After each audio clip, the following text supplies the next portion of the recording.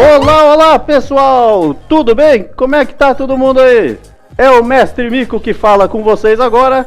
Vocês estão no Não Perca a Cabeça e a aula de hoje é sobre o relevo brasileiro. Isso mesmo, sobre as formas que a crosta terrestre assume no nosso relevo aqui brasileiro, no nosso Brasil de meu Deus. Vamos lá então!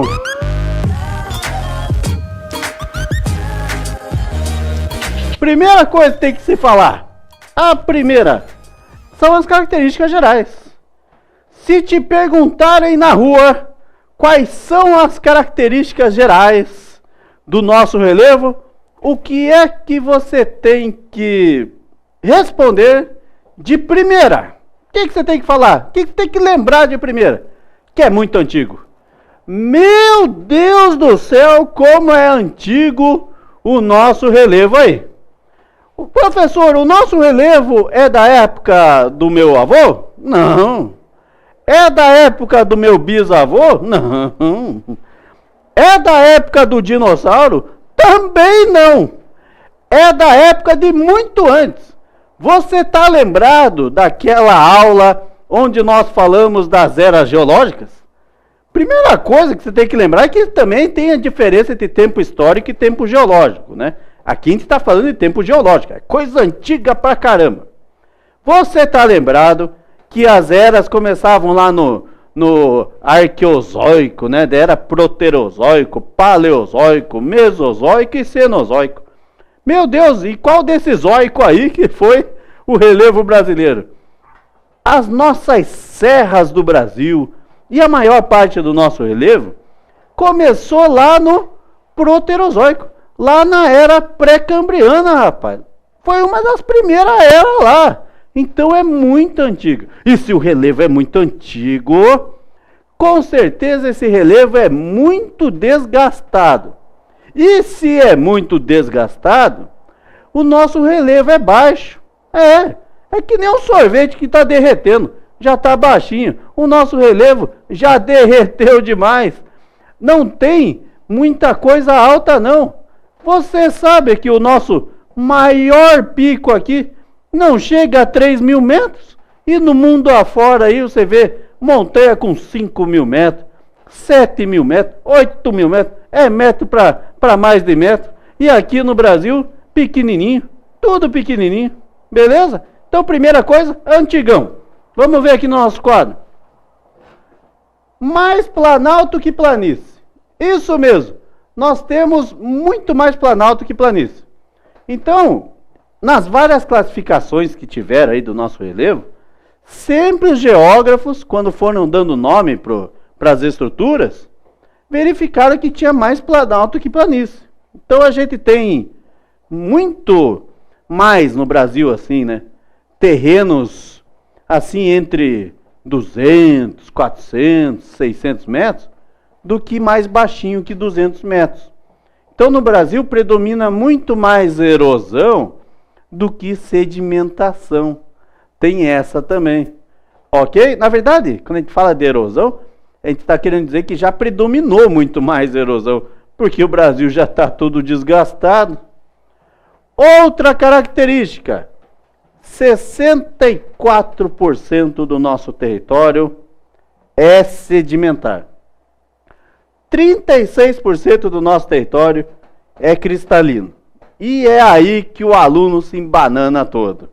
Veja só, quando a gente fala que um terreno é cristalino, nós estamos falando que o terreno ele é muito antigo.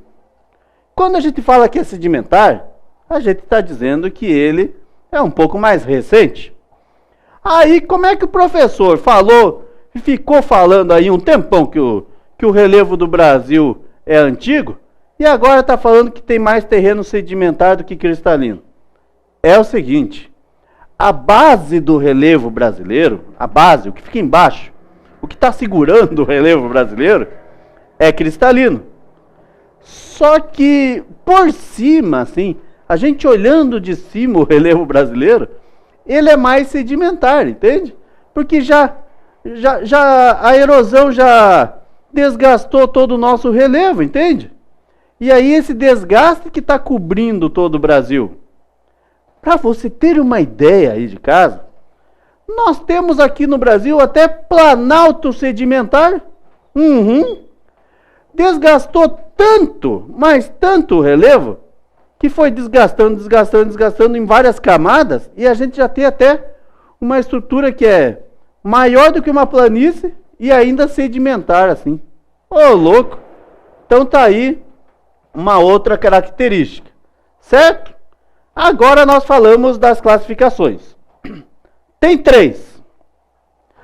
Década de 1940. Então a gente fala década de 40 só, né? 1940 é um ano. Década de 40. O geógrafo chamado Haroldo de Azevedo. Como é que você decora que o Haroldo foi o primeiro aí que classificou o relevo brasileiro? Ah, pelo nome, né?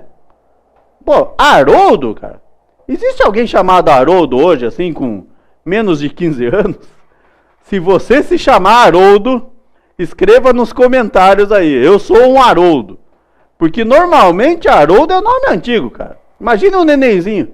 Olha, aqui está meu filho. O nome dele é Haroldo. Nunca vi isso aí. Haroldo é tipo Alfredo, não existe mais direito. Então a primeira classificação do nosso relevo aqui, ó, é Haroldo de Azevedo, década de 40. Ele dividiu o nosso relevo em 8 partes. 4 planalto, 4 planícies. E ele dividiu isso tudo de acordo com a cota altimétrica. Tipo assim, maior que 200 metros é planalto. Menor que 200 metros é planície. Simplão desse jeito. Mas também, na década de 40, você queria mais. Um pouco tempo depois, década de 60 já, assim, final de 50, quase chegando na década de 60, veio outro geógrafo. Esse aí tem o nome esquisito. Se você achou Haroldo de Azevedo esquisito, esse aí vai matar. Assis Nassib Absaber. É isso aí, meu. Depois você pesquisa como é que escreve. Eu até escrevi mais ou menos aqui, só faltou o Nassib, ó. Assis Nassib Absaber. O que ele falou? Menino Assis, que escreve com Z, e dividiu o Brasil em 10 partes. Então ele pegou o Brasil e dividiu em 10 partes. Aí ele dividiu meio diferentão. Lembra que o outro lá, o Haroldo, dividiu em 4 planaltos e 4 planícies? Assis Absaber dividiu o Brasil em 7 planaltos e 3 planícies. Então dividiu em 10 partes. Nossa, por que ele dividiu em mais parte do que o Haroldo? Ah, é porque já é uma outra época, né?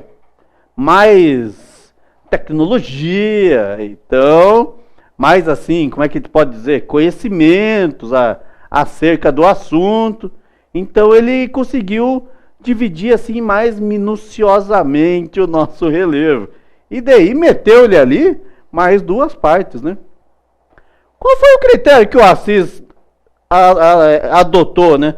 Por causa que o Haroldo tinha adotado o critério da cota altimétrica. Vamos falar na nossa linguagem mesmo. Ele usou a altura dos negócios.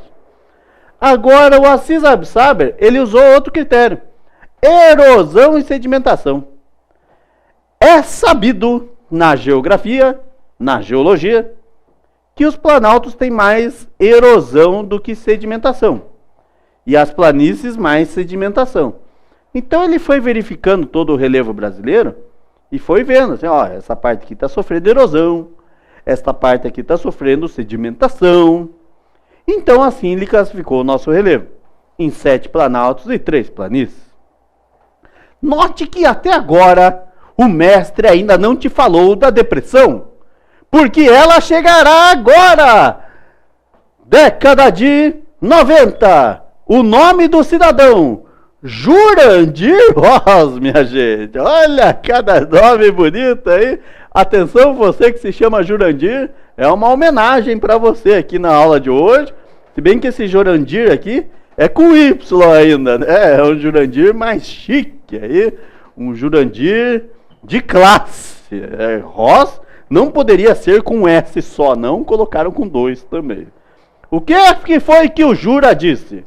Jura, que era para os íntimos, Ele, com a ajuda do governo, o que ele fez? Grana do governo, quero dizer. Ele dividiu o Brasil em 28 partes.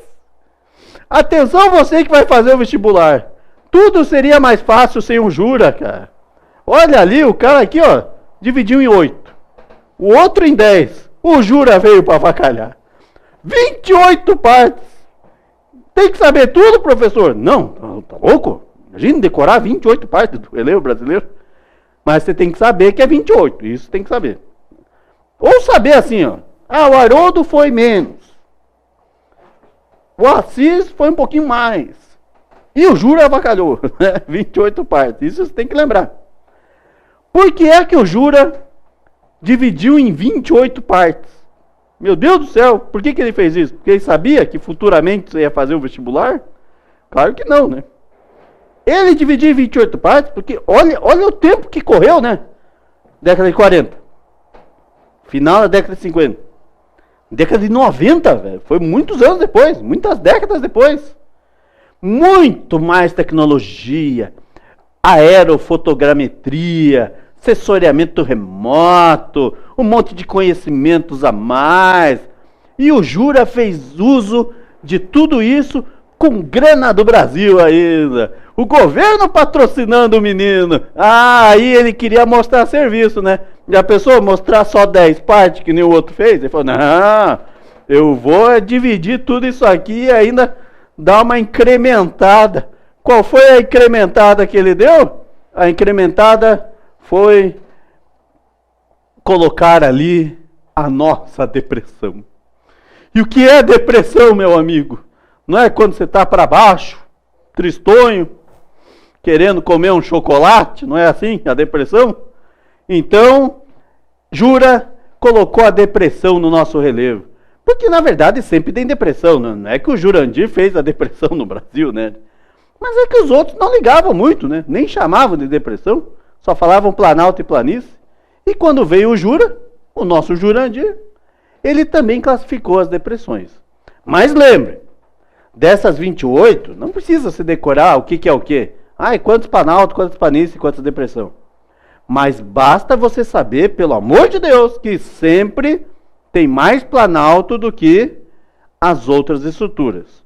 Porque o Brasil é um país de planaltos. Na verdade, para você ter ideia, a região sul é inteira um planalto. Inteira. É claro que perto do mar é planície, né? Não vai vir o oceano de já um planalto, né? Vai indo de leves, né? Então, na litoral ainda é planície, mas depois o resto é tudo planalto. Beleza, gente? Espero que tenham entendido a matéria. Leiam bem aí a apostila que vem junto, né? Façam os exercícios e nos vemos numa próxima aula. Um abraço do mestre.